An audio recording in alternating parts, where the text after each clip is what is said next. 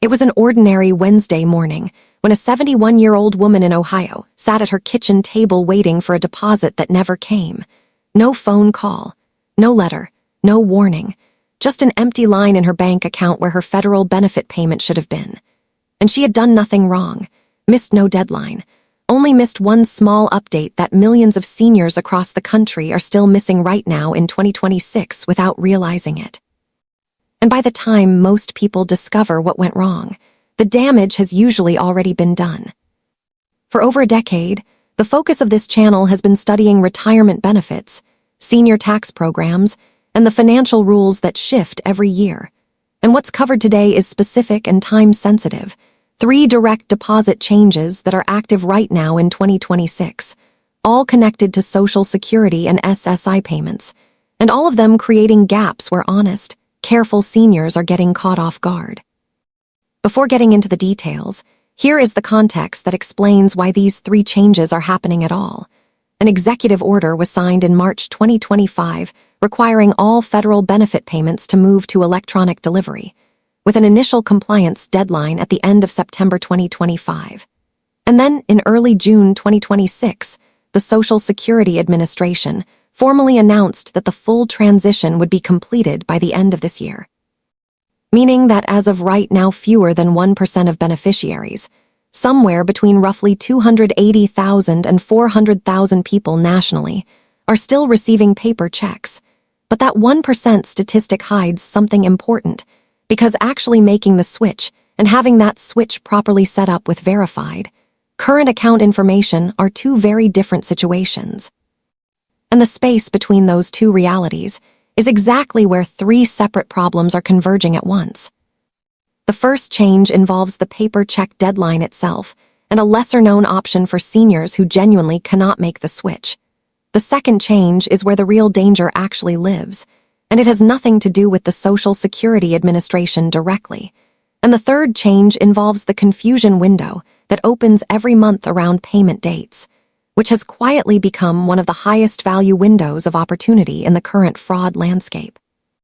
So it's worth sitting through all 3, since the second one is the one actively costing seniors money today. Starting with the paper check elimination, this isn't new information on its own,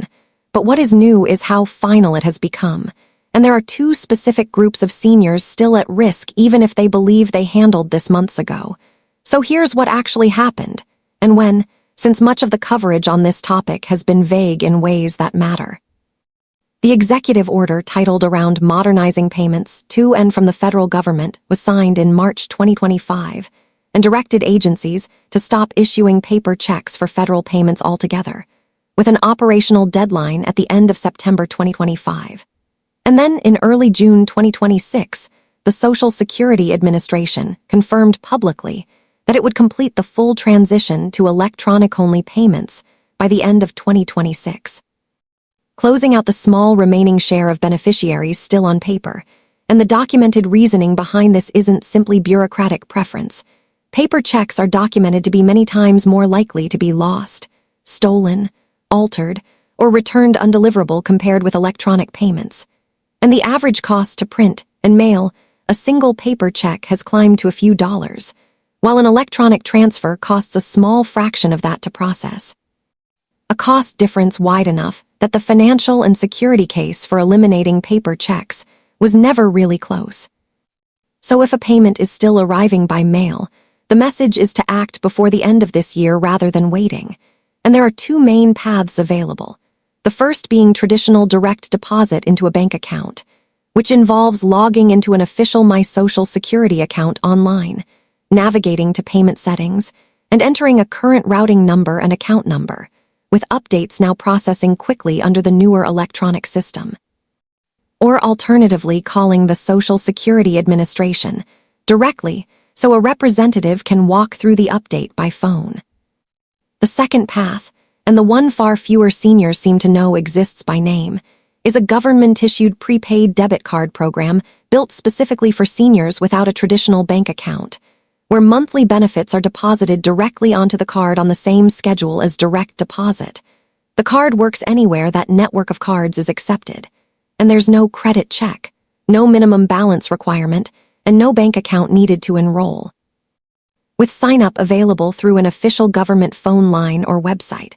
For seniors who have resisted the electronic switch simply out of general unease with digital banking, this card option is worth a closer look, since it requires no smartphone, no online account, and no ongoing digital interaction beyond the initial enrollment. Benefits simply arrive each month and get used like any other debit card at a store, pharmacy, or ATM. And here's an angle that's often left out of coverage entirely. A hardship waiver exists through the federal treasury for seniors facing genuine, documented obstacles to receiving electronic payments, covering two specific circumstances: a documented mental health condition that makes managing electronic payments genuinely difficult without assistance, or living in a remote area with no reasonable access to a financial institution or the infrastructure needed for electronic payments. And for anyone who or whose loved one fits either situation, that waiver can be requested directly through the Treasury, understanding that it isn't a permanent exemption, but rather a documented accommodation providing extra time and support while a workable solution gets arranged. And while most people watching won't qualify, and that's the expected outcome, simply knowing the option exists means the seniors facing genuine hardship have a path forward, instead of quietly missing a payment with no explanation and no recourse. The second and larger group, and the more overlooked one, is where that woman from Ohio actually found herself. Because if a switch to direct deposit happened at any point in the last 2 or 3 years, that enrollment may no longer be current even though payments have continued arriving normally. And the reason is straightforward: bank mergers, closed accounts, updated routing numbers, and other account changes quietly break the link between an SSA enrollment record and someone's actual current banking details, and once that link breaks, the next payment simply has nowhere to land, arriving with no warning at all, no letter, no notice. Just an empty account on payment day, because the agency has no way to know a mismatch exists until a payment actually fails, at which point it gets returned. And recovering and reissuing a returned payment adds real days to the timeline, days during which bills are still due and prescriptions still need refilling. Verifying that an enrollment is current takes only a few minutes, by logging into an online Social Security account and confirming that the routing number and account number on file match an active, current account exactly, not an account from 2 years ago, not one tied to a bank that was since acquired,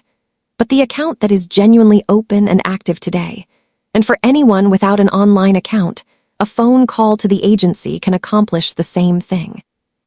Asking the representative to read back the routing number and last 4 digits of the account currently on file, so it can be compared against current account documentation. Updating anything that doesn't match during that same call, and skipping this 5-minute check simply because recent payments have arrived correctly is exactly the assumption that eventually leaves a senior with a missed payment and no idea why. Moving to the second change, which is genuinely where the real risk lives, it's worth being clear up front that the electronic payment transition itself isn't the threat. If anything, it's more secure than the paper system it replaces. The actual threat is what certain scammers are doing with the cover that transition provides. Having studied the verification language and process the agency uses in detail, and now mimicking it step by step. Targeting seniors at exactly the moment a conversation about account verification sounds most believable. Here's how this typically plays out in 2026. A senior receives a phone call from someone claiming to represent the Social Security Administration, the Treasury Department, or some federal payment office, explaining that because of the 2026 transition to electronic payments, account information needs to be reconfirmed to avoid any interruption, and the caller may already have the senior's name, sometimes even the last 4 digits of a bank account, sounding confident, official, and urgent, before eventually asking for a full routing number, a full account number, or a one-time verification code that was just sent to the senior's phone, and the instant any of those 3 details are shared, the caller gains the ability to redirect the next benefit payment into an account under their own control. And because account changes under the newer electronic system can now process in as little as 1 business day. A payment expected on a Wednesday could end up in a scammer's account by Thursday with no warning sent to the senior, until the payment simply fails to appear. Investigators studying elder financial fraud have documented a recurring pattern that nearly every version of this scam follows regardless of how it's dressed up, which can be remembered as 4 steps. First, pretending, where the caller poses as someone from a federal agency, sometimes using a spoofed number that displays as an official government line, and often possessing just enough personal detail to sound credible. Second, presenting a manufactured problem, a flagged account, a suspended payment, an unverified enrollment supposedly at risk unless action is taken right away. Third, applying pressure, usually a deadline of a day or 2, sometimes less, deliberately designed to prevent anyone from slowing down, checking with a family member, or independently calling the agency to confirm anything. And fourth, the actual payoff, asking for a routing number, an account number, a social security number, or a one-time verification code. Since that's always where the call is heading no matter how it began, and recognizing that exact sequence, a pretend identity, a manufactured problem, artificial pressure, and a request for sensitive information, is the clearest sign that the person on the other end of the line is not who they claim to be,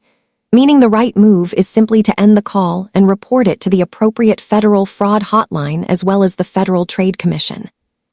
since those reports genuinely help investigators track down and shut down these operations before more seniors are affected.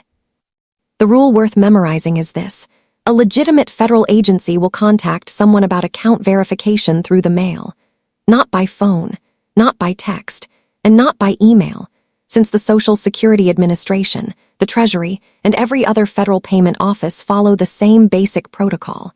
sending a letter to the address on file whenever information genuinely needs to be verified, and they do not place outbound calls asking someone to confirm banking details.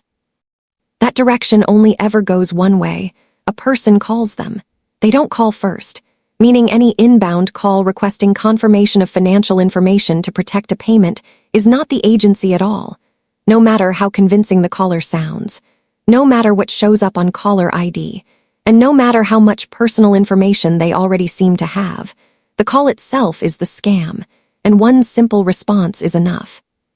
stating plainly that account information isn't confirmed over inbound calls, and then hanging up. Probably the single most effective protective step available, and one most seniors haven't taken yet, is creating or logging into an official online Social Security account,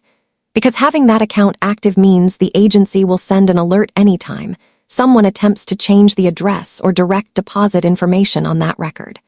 So if a scammer who has obtained a Social Security number tries to redirect a payment, the real account holder finds out immediately, not days later once a deposit fails to arrive, while there's still time to contact the agency and stop the redirect before it processes. Whereas without that account already set up, someone with stolen personal information could potentially create one in the senior's name first and use it to redirect benefits before the real person ever finds out. So setting the account up personally closes that door for good, since a scammer can't create an account that already exists. And the process itself takes roughly 15 minutes, requiring a Social Security number, an email address, and a phone number for verification, after which it runs quietly in the background and only reaches out when something on the record actually changes. And if setting it up feels overwhelming alone, sitting down with a trusted family member for one afternoon to complete it together works just as well. Since once it's active, it needs no ongoing maintenance and simply protects quietly from that point forward. And for anyone keeping a large cash balance sitting in a single bank account, that account tends to be the first target once a redirect scam succeeds. Which is one more reason spreading funds and setting up protective account features matters well before anyone has the chance to aim at it. The third change is one almost nobody has been clearly warned about, not because of what it does to a payment directly, but because of the window it quietly opens for someone else to interfere with that payment. Since under the old paper check system, payment dates were fixed, the same date every month, year after year, and beneficiaries built their entire monthly budget around that predictability: rent, utilities, prescriptions, all timed to that arrival. And that reliability was strong enough that most people eventually stopped actively tracking the date at all, simply trusting that it would come. But under the fully electronic system, that predictability still exists. It just works differently than the old paper calendar did. And the seniors who don't know exactly when to expect their payment under the newer schedule are the ones sitting inside that confusion window, which is precisely where fraud tends to concentrate. Here is the complete updated schedule, worth writing down so this window closes permanently.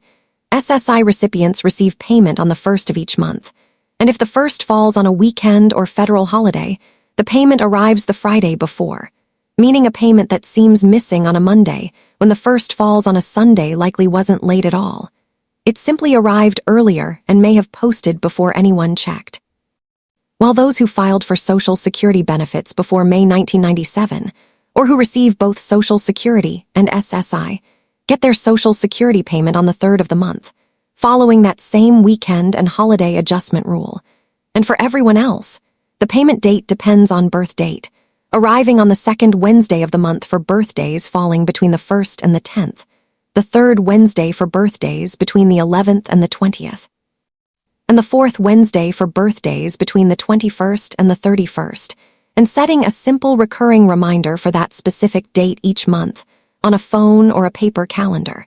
So the date is known in advance rather than discovered only after it has already passed, removes a meaningful share of the vulnerability this change creates on its own. The reason knowing that exact date matters so much is that the gap between an expected payment and one that hasn't yet arrived is the exact moment scammers tend to target most deliberately. Since they track these payment schedules too and time their calls to land inside that window specifically, knowing that a senior already anxious about a payment that hasn't shown up is far more likely to respond to someone offering a quick resolution than a senior simply going about an ordinary day. Meaning the caller doesn't need to work hard to create anxiety. It's already there. They only need to present themselves as the solution to a problem already being felt. And that's the entire mechanism. The window itself is the vulnerability, and knowing both the exact payment date and a simple waiting rule is what closes it. The protocol for when an expected payment date arrives and nothing has posted is to wait 3 full business days before taking any action at all, since most delays inside the electronic system, whether posting delays at a bank or minor timing differences, resolve on their own within that window without any intervention needed. The payment is simply still moving through the system and acting inside that 3-day window, making calls, accepting callbacks from unknown numbers, or handing over information to anyone who reaches out offering help, is exactly when and how fraud finds its way in. Since a scammer calling on the very day a payment doesn't show up is relying on real, immediate anxiety, and the caller sounding like a ready-made solution is what lets the window close around someone before they even realize what's happening. After waiting the full 3 business days, the recommended sequence is to first call the bank directly using the number printed on the back of a debit card, asking whether any payment is pending or delayed on their end, since many issues resolve at this stage before going any further. And if the bank confirms a payment arrived but hasn't posted yet, the answer is simply to wait for posting. But if the bank confirms nothing was received after 3 full business days, the next step is calling the Social Security Administration directly using a number found independently on the official government website, never a number provided by an inbound caller, and never one found through an unfamiliar search result. So the agency can review the case, trace the payment, and begin the recovery process. And if any suspicious calls came in during the period the payment was missing, those should be reported separately to the appropriate federal fraud hotline and the Federal Trade Commission. One more detail rarely covered that changes how all of this should be thought about together. Under the old paper system, changes to direct deposit information could take up to 30 days to process, giving banks and fraud monitoring systems meaningful time to catch anything unusual before real damage occurred. But under the newer fully electronic system, updates to direct deposit information can process in as little as 1 business day, which works entirely in someone's favor when making a legitimate change quickly, but also means a fraudulent redirect made by a scammer with stolen information can take effect before the very next payment cycle. shrinking the margin between when a fraudulent change happens and when it can realistically be caught and reversed, which is exactly why verifying enrollment now, before any problem occurs, isn't just a nice idea but the primary form of protection available. Since catching a mismatch before a payment fails is simple, while revering a payment that has already reached the wrong account under this faster processing speed is considerably more complicated and slower. One final piece of this protocol costs nothing and takes only a couple of minutes to put in place, telling one trusted family member or close friend 3 specific things: which bank the payment goes to, what the expected payment date is each month, and what that 3-business-day waiting rule actually means, then agreeing on one simple shared rule together, that if either person receives a call claiming to be from a federal agency about a Social Security payment, they check in with each other before responding to the caller in any way, since scammers rely heavily on isolation, on a senior making a decision alone under pressure with no one available to consult, and the manufactured 24 to 48-hour deadline exists specifically to prevent that check-in from happening. So having one trusted person and one shared understanding in place ahead of time removes most of that advantage before a scammer ever gets the chance to use it, because the call can always wait, and even if a family member can't always be reached instantly, having that habit already established before the call ever comes in is what makes the scammer's core tools, urgency paired with isolation, stop working. Pulling all 3 changes into one clear list to close things out, anyone still receiving a paper check should switch as soon as possible by logging into an official Social Security account online and adding bank information directly, or by calling or visiting the official website for the prepaid debit card program if a traditional bank account isn't available, since no credit check or existing account is required, and benefits deposit automatically each month. And anyone facing a genuine mental health barrier or living somewhere without real access to a financial institution should reach out to the Treasury about a hardship waiver. For anyone who already switched to direct deposit, the priority is logging in right now to confirm that the routing number and account number on file exactly match an active, current account, updating that information immediately if a bank changed, an account closed, or a routing number was updated at any point in the last 2 or 3 years, either online or by phone, comparing what's on file against current documentation. For every senior regardless of payment method, creating or logging into an official online Social Security account remains the single most powerful protective step available, since it provides an immediate alert if anyone attempts to change an address or direct deposit information on file, closing the door on fraudulent redirects before they can succeed rather than after. Writing down the exact monthly payment date matters just as much, whether that's the 1st of the month for SSI, the 3rd for those who filed before May 1997, or the 2nd, 3rd, or 4th Wednesday depending on birth date, with a recurring monthly reminder set so the date is known in advance. The 3-business-day rule is worth memorizing fully, waiting 3 full business days after an expected payment date before taking any action, since most delays resolve on their own, and acting too quickly inside that window is exactly when fraud tends to find an opening. And if a payment is genuinely missing after those 3 days, calling the bank first, and then the Social Security Administration using a number found independently, never one supplied by an inbound caller, is the right next step. And finally, telling one trusted person the payment date, the bank involved, and the 3-day rule, agreeing together that neither will respond to any inbound call about a Social Security payment without checking with the other first, rounds out a simple but genuinely effective set of protections that, taken together, remove most of the openings these 3 changes have quietly created. And for anyone watching who recognizes that their own direct deposit information might not be current, or that they've been waiting out a missing payment without knowing this 3-day rule, or that they don't yet have an online Social Security account set up, the most useful next step is simply working through these exact points today rather than waiting for another reminder, since a few minutes spent verifying information now is consistently easier than untangling a missed or redirected payment later. And passing this information along to one other person who receives Social Security, or SSI, could genuinely spare them weeks of confusion and help make sure their payment stays exactly where it belongs.